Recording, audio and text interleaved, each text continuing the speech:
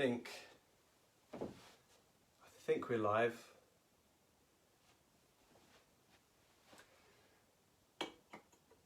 Let's see. Yeah. We have the first 11 viewers so far, 16 viewers. Hello everyone, I'm sorry I'm a little bit late. I realised that we have lots of Filipinos that follow Sash Factor, so thank you to Adam for inviting me to do this live. I've never done this before, so I've had to set the lighting and the cameras, and I tried using a mic, and then I was trying to set all the shot up, and then I was going to have it this way and that way. I didn't really know, so I think this way is pretty good. I've got like a little forest of things just on my desk here, so yeah, welcome everybody. I hope you could hear. Please, can you let me know if I'm speaking loud enough and talking loud enough? Because I could barely read your comments on there. Hey everyone, Ray Mark, how you doing? Hey everyone, just waiting for everyone to join the chat. So I've never actually done a Facebook Live. I've done a couple of like Instagram lives, but this is the first time I'm doing this. So I'm not sure if you can kind of go back and see the beginning of the clip, but hello to everyone that's just joined. This is Mr. World Goes Live. I'm a little bit late, but I understand that for you Filipino viewers, it's actually probably in just the right time for you guys. Yeah, just let everyone join. 81. I've got my phone quite far back, and I can barely see it. And also, there is a reason why my hair is like it is, because I'm going to show you how to do I'm going to show you how I do my hair, which is I've never done that before either. So it's just going to be me kind of talking to you. And then what we're actually going to do, I do actually have some points that I want to talk about because they're very, very important. And I've found that in a lot of conversations I've had with various different people during quarantine, I've really wanted to actually share them because I think that there's just a few things I want to say. So while you're all kind of joining, and how many have we got? We've got 85 of you guys watching. Let's see. So I'm gonna be doing this for about half an hour. So I've got water, and of course I've got British tea to get me through. I can already feel my mouth getting dry because I'm talking and talking and talking. Adam, welcome to the live. Sorry I'm late, but thank you very much for having me. I understand this is good timing in Filipino timing. So it's 12:20 here. I'm at home. I'm in England. I'm coming to you live. As I said before, I've never actually just kind of spoken like this, just kind of solo. So we'll see how it goes. I have no idea how it's going to go. I've got a few bits I wanted to actually talk about. Like I'm going to do my hair. I'm going to show you how I style my hair. So I don't know whether you have wondered why my hair is kind of like a bit bedheady at the moment. It's just because I'm going to show you how to do that. And with 2 products, believe it or not, these lovely locks, it only takes 2 products. Can you believe that? I can't. So we're gonna do a let's get to know me section, because I want to see how well you guys know me and if you're actually watching and paying attention to the stories that I post about silly things like my pets and my addictions to certain movie genres and things like this. So let's see. Also, I wanted to talk to you a little bit about COVID. I also realised that, yeah, for the Filipino viewers, you've been on lockdown since I think the 15th of March. So that's about the same time I have self-isolated too, because I self-isolated earlier than the government in the UK required us to. And so did my family. So I know we're in week 6, I think, or week 7 maybe. So I feel you. I feel the boredom levels. Don't worry. But I'll tell you what I do to keep myself sane and what I do to keep myself occupied. And believe me, I don't think I've been this busy ever. So that's a bit crazy. I want to talk about the news and mental health, because we're going to get serious, because it is a very serious topic, and probably this video isn't going to help with your mental health after you've seen how dreadful it is. I'm just kidding. I want to talk about how to come out of quarantine as an improved individual as well. So we're going to see. And we're also I'm going to talk about my kind of quarantine lifestyle, because I've had to adapt quite a lot. The last time I went to the gym was a while ago, and for me, the gym and exercise is it's kind of like a very central part of my lifestyle. So I'll tell you how I actually manage that still. And also some projects I've been working on. I don't know whether any of you, or some of you, or all of you have watched a few of the videos I've been posting with the Mr. World contestants from last year. And what we're doing is we're talking a little bit about what they're up to now, because they are the guys do all sorts of things. Some of them are doctors, surgeons, and some of them are content creators and YouTubers themselves. So I'm kind of talking in a video kind of platform to these guys that are just so epic at producing videos and then producing YouTube videos for them. So it's a learning curve for me in that sense. And then I'll be talking about my workouts, beauty regime. I've got some little products here. It's very, very minimal. I don't use many products. My diet hasn't changed that much, but I want to talk to you about a typical diet regime that I have in the day. And then we're going to finish with, we're going to do a how well do you know me quiz. And I'm going to test whether you have been paying attention. And then we're going to do a Q&A. So think about some questions you want to ask. Maybe you'll have some questions you want to ask when you kind of see as this kind of very, very highly improvised Facebook Live goes. So let's see about this. So really, I think the first thing I wanted to talk about is that, guys, like in the news, I think there is lots of kind of bad news at the moment, and there's lots of negativity. And I think what you really need to do, I think to keep a steady mental health, is to kind of actively actively find out what's happening in your respective countries, and not necessarily just rely purely on news outlets. Because the news outlets, what they do is how they actually operate and how they make money is that they want people to simply consume their news. So whether it's an online article or whether it's a video or anything like that, they purely just want people to look at it. So and it usually will mean that they have a bit of a motive to try and just increase that viewership. So it doesn't necessarily mean that they're telling you all the information that you need and that will keep you kind of positive in a positive mindset. They'll just kind of throw lots of things and maybe sensationalize things a little bit. So and if you just purely consume all of this news from the major outlets, then sometimes it can just be a little bit of an overload of negativity, when in actual fact there have been lots of positive things that have been spun out of this lockdown, lots of things that we've learned. I mean, even from past pandemics, we thought we'd learned things, and they're kind of a different animal this time round. So we're learning and we're adapting. And I think if there's anything that's going to happen in the future of this scale, then we'll be much more prepared. And I think everyone's doing so incredibly. I think that humans adapt very well to changing situations, and I think that we underestimate our ability to actually adapt to situations like this. And I think from what I've seen, I think everyone is really kind of stepping up and being a good citizen.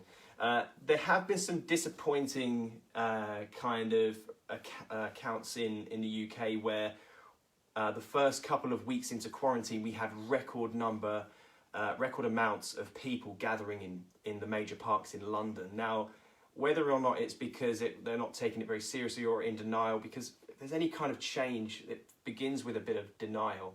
And, I think people just were either in denial a little bit, or they were just so sick and tired of 2 days indoors that they decided to go out. So that was a bit disappointing, but it's not the case anymore.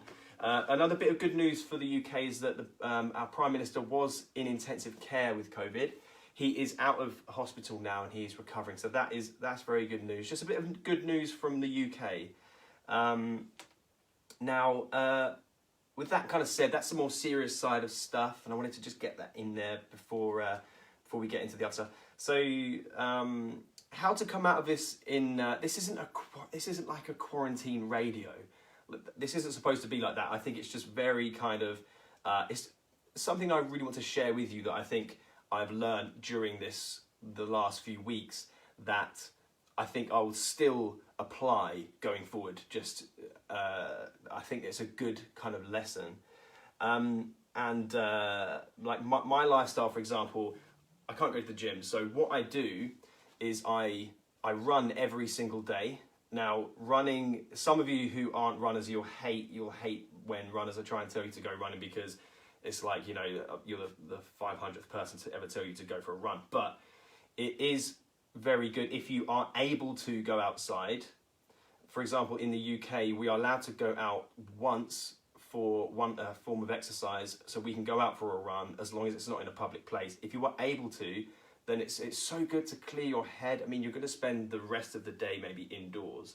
So for that period of time, that, you know, 15 to 20 minutes, maybe half an hour of just having that alone time, you know, listen to your favorite music or listen to a podcast. There are loads of cool podcasts out there. I can actually recommend you a few. There is the Joe Rogan podcast, which is probably the most popular podcast on YouTube. They have people come on. They have like people like Elon Musk, the SpaceX and Tesla CEO. They have comedians go on there. They're very, very funny. So watch those. You'll just be running along and in hysterical laughter. So I've been doing lots of that. I've been doing lots of yoga, getting my Zen in there, and also just kind of just doing something new every day. Trying not to have like a Groundhog Day where everything is kind of, you know, you do the same activities every day. You kind of wake up and do that. I think that's just as bad as kind of doing nothing. It kind of puts you in a state of just repetitiveness, and you'll come out of quarantine and it'll feel as if it was, you know, maybe 2 days long, and you've just kind of lost 6 weeks, and you're thinking, wow, where did that time go? But this is my personal you know, opinions on this, and it's just from my own experiences that I want to share with you. So now the projects, I want to talk about my projects now, because very quickly, I literally, I think just right before the pandemic happened, I decided that I was going to be interviewing all of the Mr. World contestants, and I've covered this before, but I'm going to interview all of those guys and find out more about what they're up to now, how the competition changed them, because there isn't anything, I mean, from my own experience, there is nothing like the Mr. World competition, and it's not just the 3 weeks in the Philippines that is the competition. The build up to it takes, you know, years. So I actually started fundraising for Mr. World in I think June 2016. So June 2016, I raced in an Ironman. I have the medal here. It's dropped on the floor. This. So this is it's actually back to front, but this is the medal I got from racing in an Ironman, and an Ironman is an ultra distance triathlon. So it's a ridiculous amount of swimming, cycling, and running.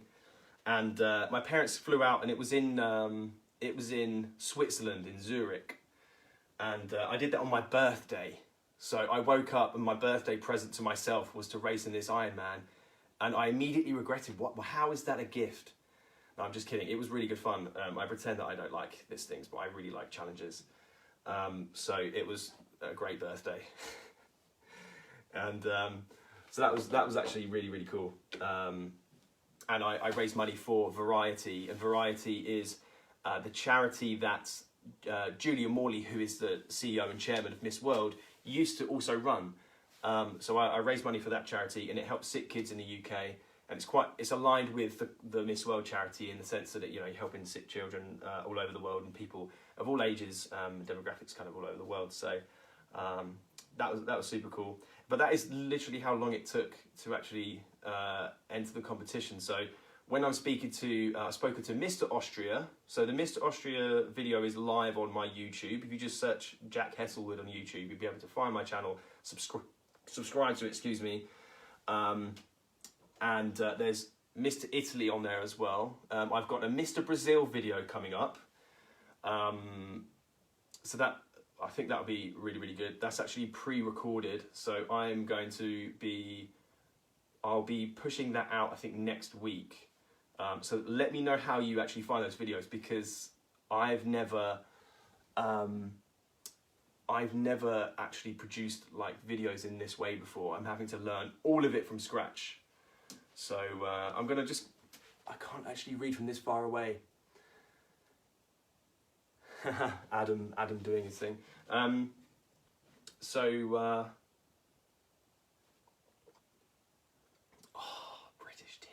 British tea. I'm gonna take another sip, one sec. Oh, that's so good. You can't beat a British cup of tea. How do I have my tea? Do I have lemon or do I have milk? Guess. Lemon, like for lemon, like for milk. This isn't very reactive. Okay, obviously milk. I wouldn't have lemon in a cup of tea. Are you crazy? Are you crazy? I can't believe you'd even think that I'd have lemon in my cup of tea. So yeah, I will. On the post of this live, I will include a link so you can go and watch those videos. They're on my Instagram, IGTV, and they're really cool. They're really great. All the contestants are just like amazing individuals, and wow, you'll love it. So that's really the kind of main thing that I'm working on at the moment, regardless of whether we're kind of at home and what have you. And it really kind of goes into detail about how each of those contestants actually became, their respective national, how they won their national titles, because every story is different, and there is no formula for a Miss or Mr. World. Even if you look back through all of the years, every single person is such a unique individual, and I just find that when you speak about the competition to someone who hasn't maybe really seen the competition before, then what they usually ask is, how would you compete for it? And really, it's kind of, yes, it's a competition in the sense that you get 3 weeks at the very, very end that culminates in a coronation night. But that 3 weeks, I mean, you compete with the other nations in different rounds. Like, you've got the sports round. We were racing, in swimming and in running and in long distance, and we were playing basketball. And I think I didn't do too bad in the basketball, but I know that I did well in in each of the different rounds. So in the sports round, so the swimming. I mean, I love swimming. Obviously, I used to swim when I was between 9 and 13, competitively as a child. And then running, obviously, if you run an ultra distance thing, you're going to be okay with long distance running. And I used to sprint when I was younger, so I was just so geared up for this sports round. And yeah, I think I come from a family where we are so competitive. I mean, every night or every other night now, we have a family quiz night, and we take it in turns to have each person, like each one of our families. So we have my parents and my sister at this end. We video call with my grandma, granddad, uncle, and my sister and her younger nieces, and we get so competitive. I mean, we ask questions about we all have our different subjects, and so it's quite difficult because my uncle is incredibly good at general knowledge, but he's also incredibly knowledgeable about birds and wildlife. So whenever it's his, when I know he's watching, and Uncle Russ, and whenever it's his go, it's so difficult because he'll always ask questions about like what's the name of this like incredibly rare sort of species of bird that kind of emigrated over to the UK and things, and then like what's the name of this particular owl with like plumage of this colour, things like that. And some of us actually know. But I've learned a lot about wildlife actually. But so thanks, Uncle Russ.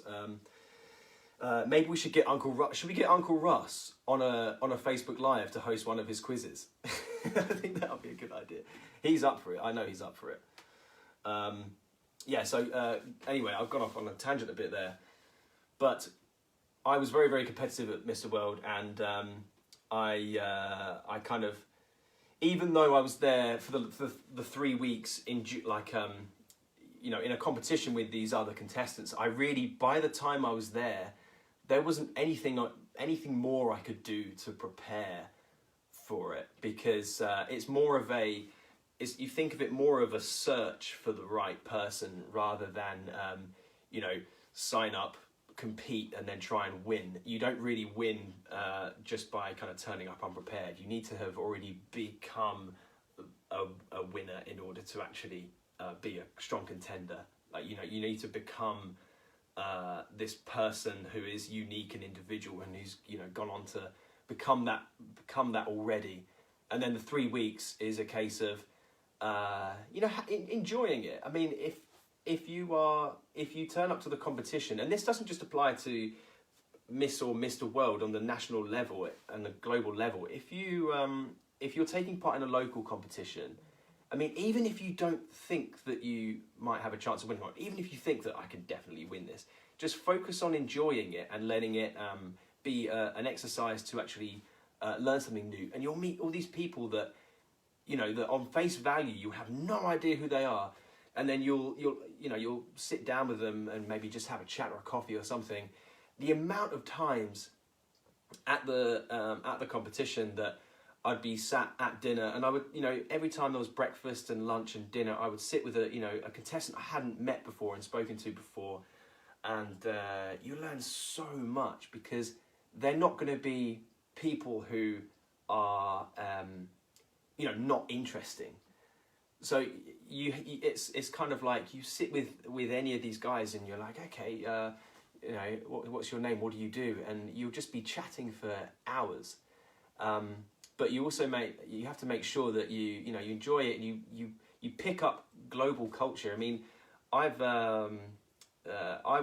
think my eyes were really opened when I was speaking to contestants from different countries, where it was just so radically different from growing up in the UK. And I've been lucky enough to travel to different places in the world to see how different cultures kind of live, and but it was still just such a lovely exercise to really connect with people that just have such different backgrounds, and it really, really puts things into perspective.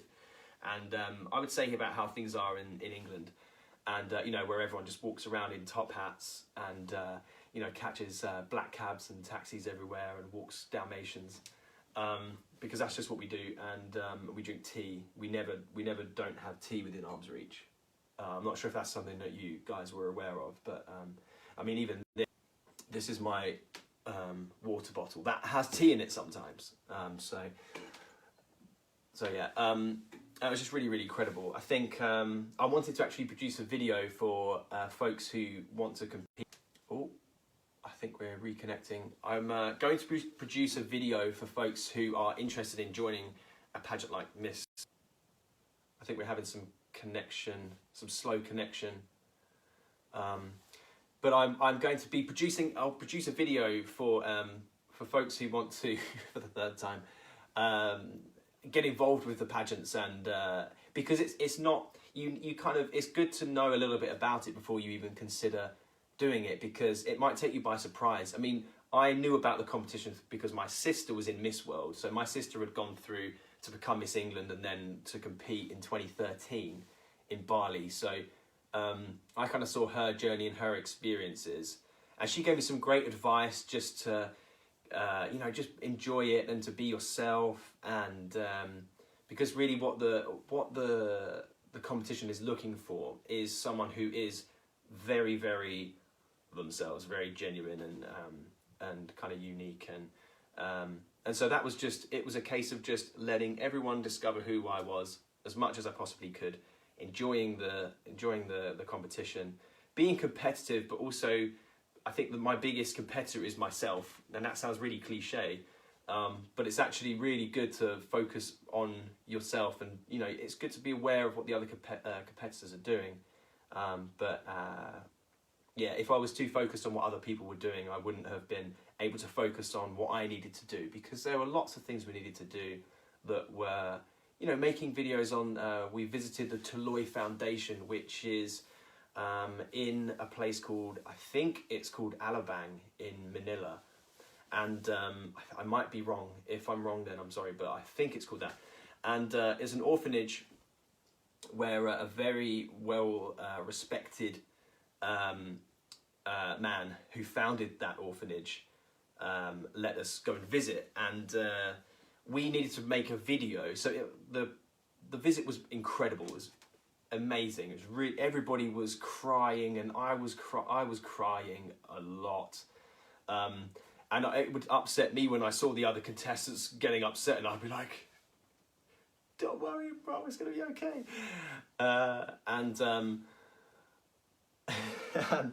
So we'd have to make videos and report on what we'd seen and what we were doing, and interact with the people that we were meeting and those kind of things. And that required a lot of you had to be very present. You couldn't be thinking, I need to post this and create and focus on sort of my abs and things. You needed to sort your abs out way before the competition. And it was quite funny that some of the guys in the gym were going kind of extra hard to try and get their muscles popping and things like that. But it's not really, the competition isn't really about that. It's too late if you're thinking that you need to sort of improve on things. By that point, it's too late. You should have already been focusing on just enjoying it by the time that kind of came round. And there were lots of times where we had guys like Sash Factor who I'm live with today, who would come and interview all of us contestants. It was like a bit of an educational sort of exercise to learn how you have an interview, and you get nervous if a camera's kind of put straight in your face, and you're thinking, what do I say? But by that time, I'd gone over a few different practice rehearsals with my sister, and it did really help, because I just knew that I wanted to be able to say who I was quickly without needing to kind of go into a big essay. Let's see what some of you are saying. The connection is good. Okay, fantastic, because I would hate for you to be looking at a reconnecting screen this whole time. So that's really just kind of my experience at Mr. World that I wanted to share with you a little bit, and what I've been working on, because that will be ongoing for, I think, the next 12 months. So so keep an eye out on my YouTube channel and on my Instagram for more videos. And you can even request some videos that you'd like to see. There'll also be a few other things like workout ideas. There's loads of that already on my Instagram, so go check that out. And I'm more active on Instagram than I am on Facebook. Instagram's probably a better way, or a better platform to view all of that kind of content I'm pushing out. So, and then, okay, beauty regime in quarantine. It is exactly the same as it is all year round. I use these products. I have tea tree face wipes. They're tea tree and witch hazel face wipes. Okay, I literally smash one of those in the morning, and then before I go to bed. That's my face. That's for my face, obviously. I like to floss. I always floss twice a day. If you floss twice a day, it's better. I believe it's better to keep whiter teeth than just brushing excessively, because you'll get sore gums and it's not good for you. I've actually read that it's really bad for you to do that. I use this. This is a hemp hand cream.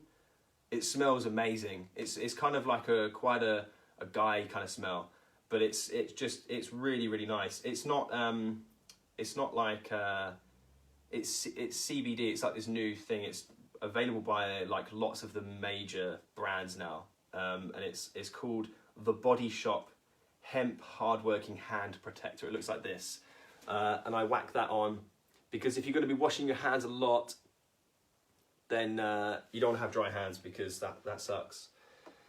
And then this as well is what I put on my lips. Also good for some sun protection as well. I'm not a beauty blogger. I just thought I'd share these with you. Now for my hair, this is what I use on my hair. I literally have 2 products. If you have hair that's kind of longer than this, you'll probably need to blow dry it. I don't blow dry it all the time. I literally have sea salt spray. You can get this any brand. There are loads of brands for this. Sea salt spray. So I do about 5 or 6 squirts of that on my hair, and then some wax or like some gum to put on after. So I'm going to show you how I do my hair, because a bunch of you guys were asking how I did my hair in the last video I did on my Instagram, and I've never done like a hair tutorial because it's just not really something I've ever done before.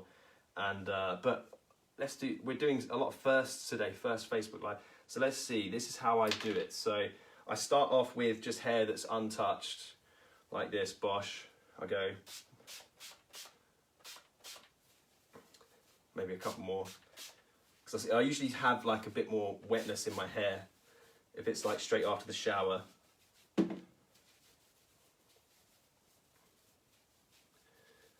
And I usually have a mirror as well.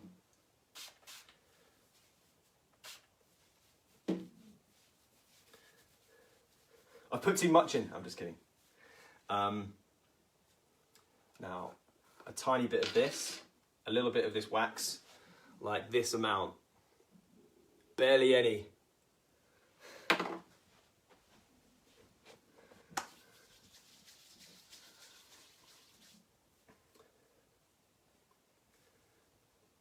And there you go, it's done. No, I'm just kidding. So to get that kind of look, it's like a kind of look where the fringe kind of comes forward a little bit and like hangs down to the side and goes swooshing off to the side, like to the back a little bit. So if your hair naturally sits like that, one side, you want to go the other side.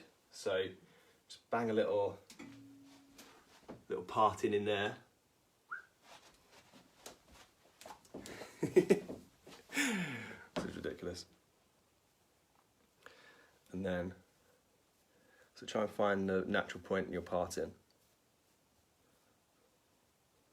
These are quite fun actually, doing your hair and showing people how to do it. Just going to get the direction. Oh, we're going to zhuzh it. We're going to give it a zhuzh. Have you heard of the word zhuzh before? It's like an English kind of term. Oh, English.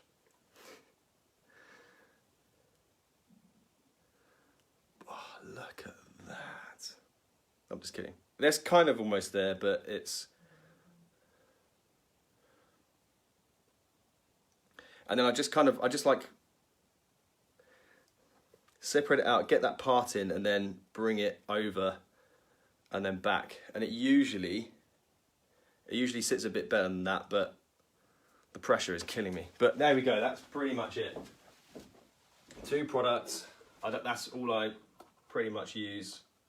And then my sister cut my hair, and she did a very good job actually. She just followed a YouTube tutorial, and I was lucky that I had someone who could actually cut my hair for me, because I would not trust myself to cut hair.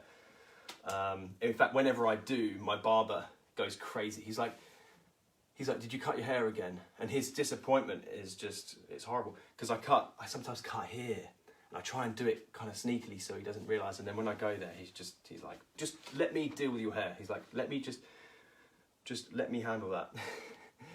But anyway, that's how I do my hair. I wanted to talk about my diet as well. I found that in quarantine, basically, we've had much less Hugh Grant or Hugh Jackman. Oh, you're so charming. I wouldn't say so. I'd say more like Robert Downey Jr. if he had a shave. No, I'm joking.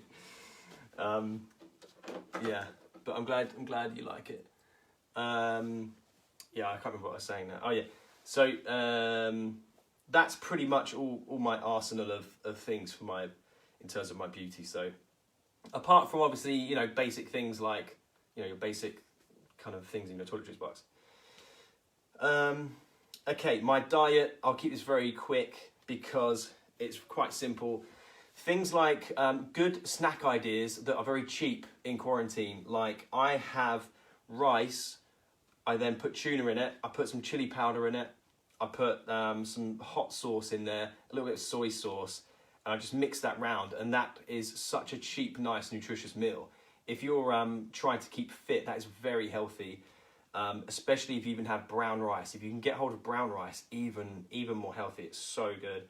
And then what I will usually do as well is throughout the day have about 3, maybe 4 shakes where I've usually got like a banana in there, some oatmeal, some added protein supplement if you're looking to try and kind of gain muscle or anything like that. Whatever, I'm not going to talk about that. There are plenty of people that talk about protein supplements, and that's a bit boring. Yeah, so you can get in your fruits. You can get some energy from that. It's also good to like just keep you full for longer, and it costs barely anything. It's quite a cheap meal. So I reckon that I probably spend in pounds like it's pennies, because it's just all stuff you can get in bulk. It's very, very clean. It's healthy, and you can get it pretty much anywhere. I mean, I'll be surprised if there's well, touch wood, but that we don't run out of rice, because I love rice. I eat everything with rice. Now, all of that kind of stuff done, I want to do a get how well do you know me quiz, okay? So this is going to test you. I think there might be a small delay, and I appreciate that some of you might be like slightly behind because of either latency or because you've joined the live after 12:20 or whenever we started. So I want to ask you, what date did I become Mr. World? What date? When was it? And we're going to check the answers here.